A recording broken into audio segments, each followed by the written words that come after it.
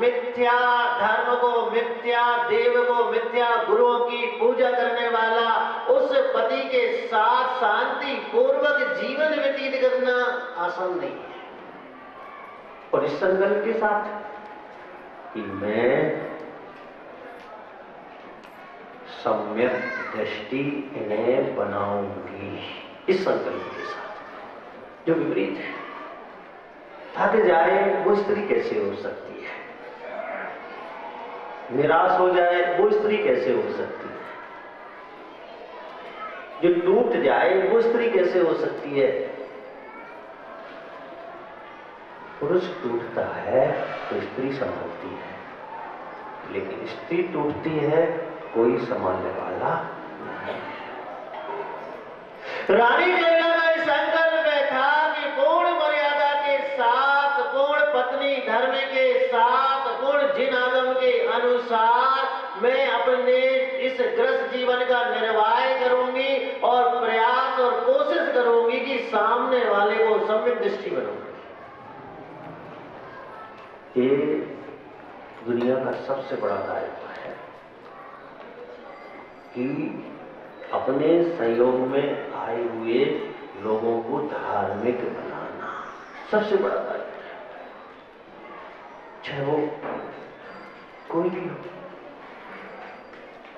पति क्यों ना हो, ससुर क्यों ना हो, सास क्यों ना हो, भाई क्यों ना हो, बहन क्यों ना हो, पुत्र पुत्री ही क्यों ना हो, कोई भी हो, लेकिन ये संकल्प में स्त्री का रहता है कि मैं इसे सभ्य बनाऊंगी, धार्मिक बनाऊंगी, संस्कारित करूंगी। आज युग बदल गया। कौन सा युग आ गया? भौतिक युग आ गया। बहुत सारे परिवर्तन हो गए, लेकिन हमारी सोच में एक बात नहीं है। इतने सारे परिवर्तनों के बीच में मूल एक भी परिवर्तन नहीं। वस्त्र तो बदल गए, लेकिन पहनने वाला नहीं बदला। सोच तो बदल गई, लेकिन सोचने वाला नहीं बदला। वह आवाज बदल गए, लेकिन रहने वाले नहीं बदल गए। शिक्षा बदल गई, लेकिन शिक्षा लेने वाले नहीं बदले। कोई मनुष्य, कोई पुरुष, कोई स्त्रियां वही के वही है। और पूरे घटनाक्रम में, पूरे बदलाव के पहलुओं पर अगर अपना नजरिया हम डाल के देखें और देखें तो इस भौतिक बात में एक भी दोष नहीं है, क्योंकि हमें सकारात्मक पहलुओं को देखना है। और जब हम सकारात्मक पहलुओं पर दृष्टि डालते हैं तो भौतिक बात में एक भी दोष नजर नहीं आता। हम दोषी हैं, हम में दोष नजर आते हैं। भौतिक बात हमारी आंखों के सामने तो हो सकता है, लेकिन हम पर हावी नहीं हो सकता। अगर उस भौतिक बात को विवेक के साथ, ज्ञान के साथ, बुद्धि के साथ सोच विचार कर हम स्वीकार करें तो आप आधुनिक भी होंगे, धार्मिक भी होंगे, मर्यादावान भी होंगे, अनुशासनशील भी होंगे और घर परिवार समाज के योग्य भी होंगे। मैं इस बात का विरोधी नहीं हूं कि महिला के पास मोबाइल नहीं होना चाहिए। क्यों? वो पीछे क्यों रह जाए? लेकिन मैं इस बात का विरोधी हूं कि जिस परिवार में महिलाएं हैं उन महिलाओं, उस परिवार के पुरुषों को ध्यान रखना चाहिए हमें क्या करना है, ताकि उनका अनुसरण करने वाली स्त्रियां भी वही का वही कार्य करें। मैं आपसे कहना चाहता हूं, रानी चेतना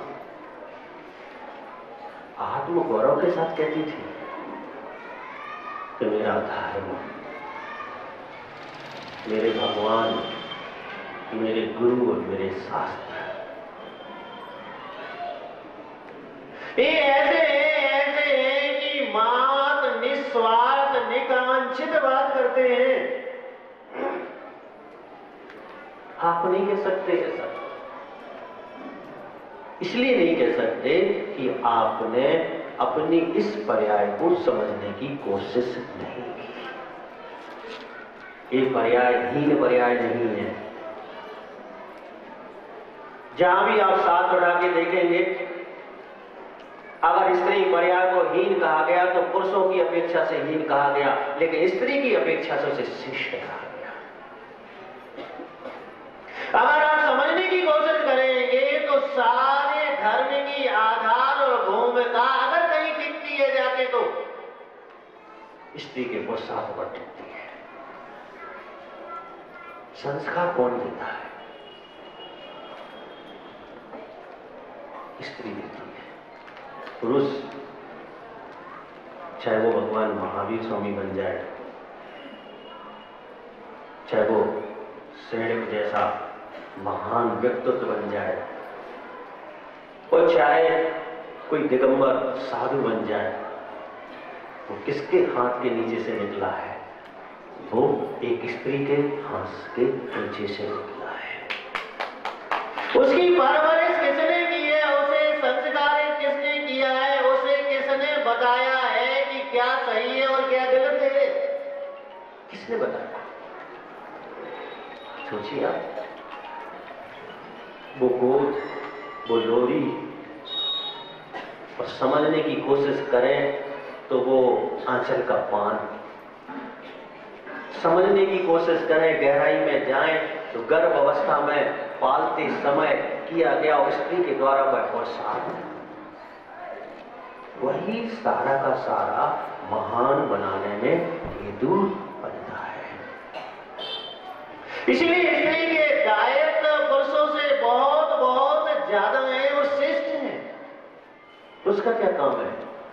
अर्थ का अर्जन करना, परिवार का पालन पोषण करना और परिवार का स्वामी बनकर परिवार की सुरक्षा करना। स्त्री के दायित्व देखो, संपूर्ण सावधानी स्त्री को दी गई। सतर्क रहने को स्त्री को कहा गया। पुरुष घर में घोड़े बैठ के सोता है रात्रि में, लेकिन स्त्री सावधानी से सोती है। अगर वो 2 महीने का, 6 महीने का, 2 साल का बच्चा है, पुरुष को दिन में 2-4 बार उसकी याद आती है, लेकिन उस स्त्री को हर पल याद आती है। पुरुष अगर उसकी परवरिश करने में योगदान देगा तो कितने पल देगा, लेकिन स्त्री 24 में से 24 घंटे देती है। इन सारी बातों पर अगर दृष्टि डालते हैं तो स्त्री पर्याय जो है वो श्रेष्ठ सिद्ध हो जाती है। लेकिन बदल गई, स्त्रियां बदल गई। किसमें बदल गई? शिक्षा। पहले जब स्त्रियों को पढ़ाया नहीं जाता था, अज्ञानता थी, निषेध था कि स्त्रियों को शिक्षा नहीं देनी चाहिए। अब भी अज्ञानता है।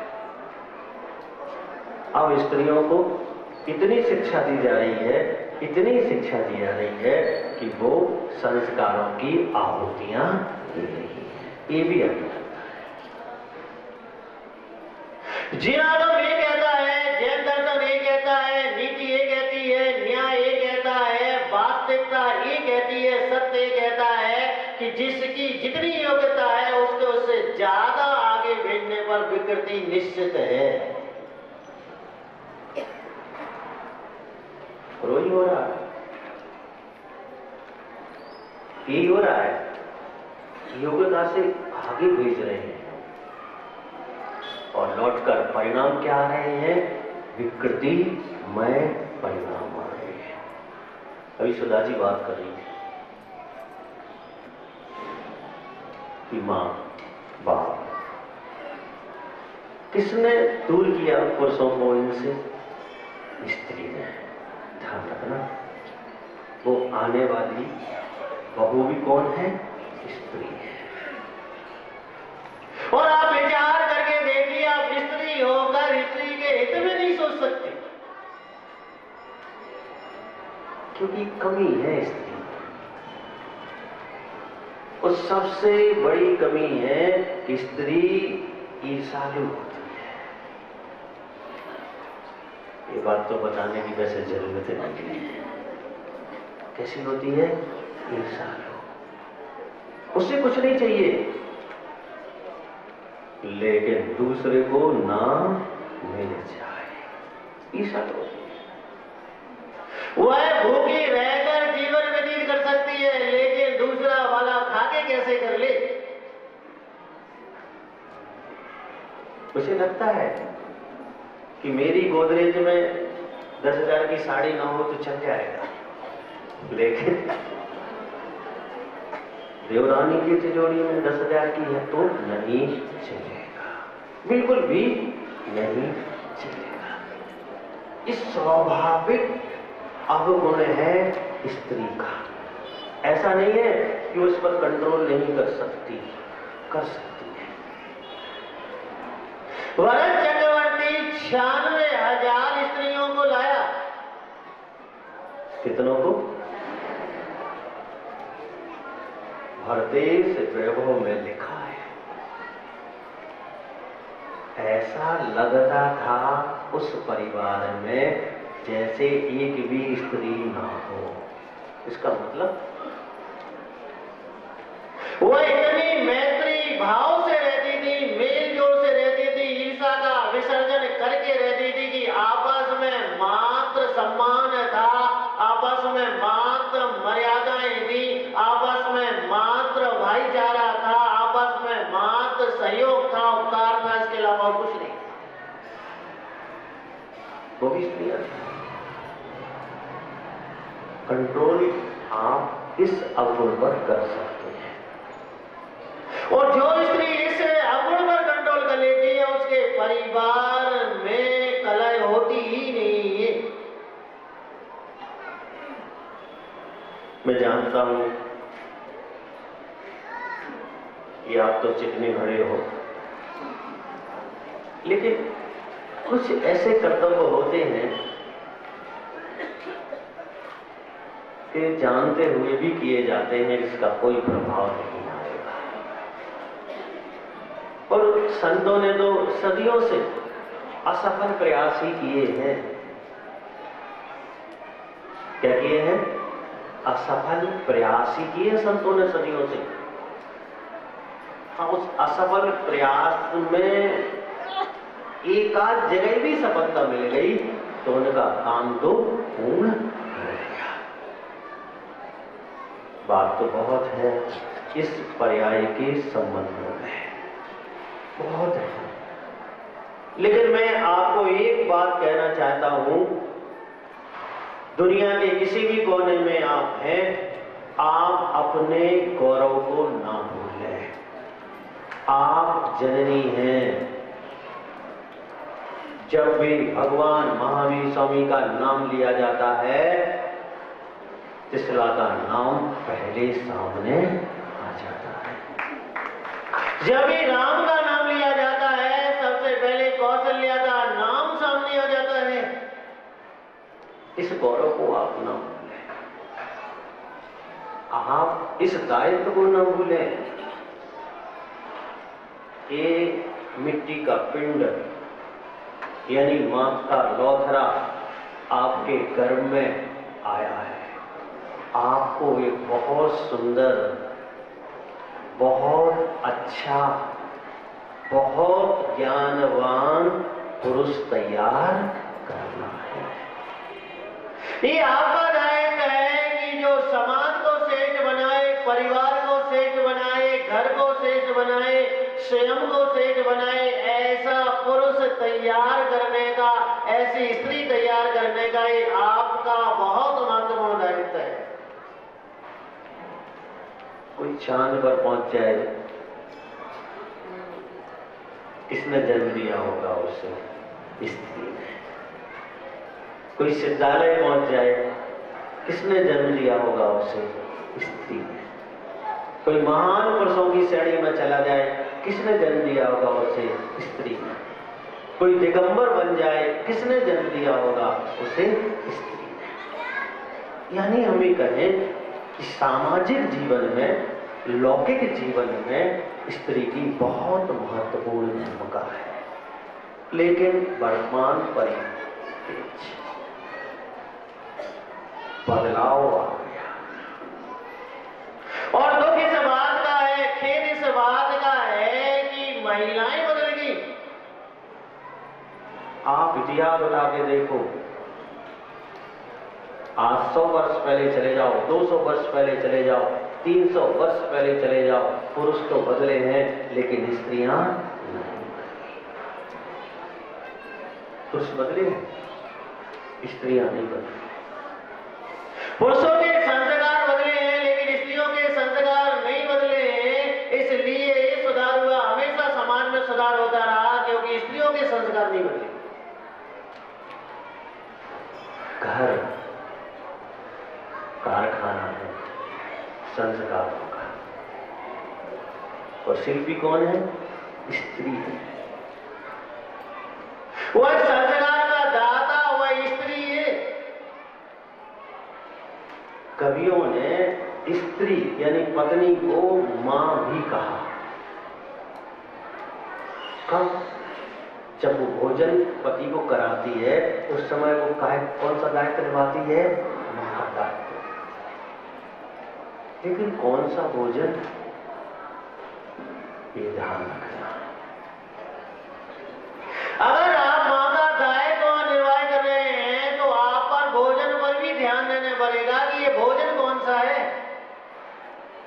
कहीं आपके प्रमाद का फल तो नहीं है भोजन, आपके आलस का फल तो नहीं है वो भोजन, आपकी आधुनिकता का फल तो नहीं है वो भोजन, आपके मन में आई हुई विकृति का फल तो नहीं है वो भोजन, आपके अशुभ वचनों का फल तो नहीं है वो भोजन, आपकी अशुभ क्रिया करते करते तैयार किया गया उसका फल तो नहीं है भोजन।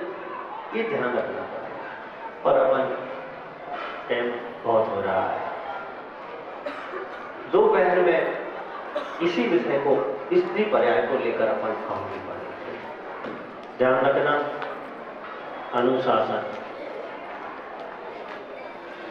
करेक्ट 1:45 मैं 2 बजे आऊंगा, आप करेक्ट 1:45 अपने अपने स्थान पर आके बैठ जाएंगे, बिल्कुल आत्म गौरव के साथ कि आप स्त्री हैं, स्त्री पर्याय में आए हैं, पुरुषों की जननी हैं आप, संस्कार दाता हैं आप। इस विचारों के साथ करेक्ट 1:45 बजे आप यहाँ उपस्थित होंगे। जय बोलिए गुरुदेव आचार्य श्री विराट जी महाराज।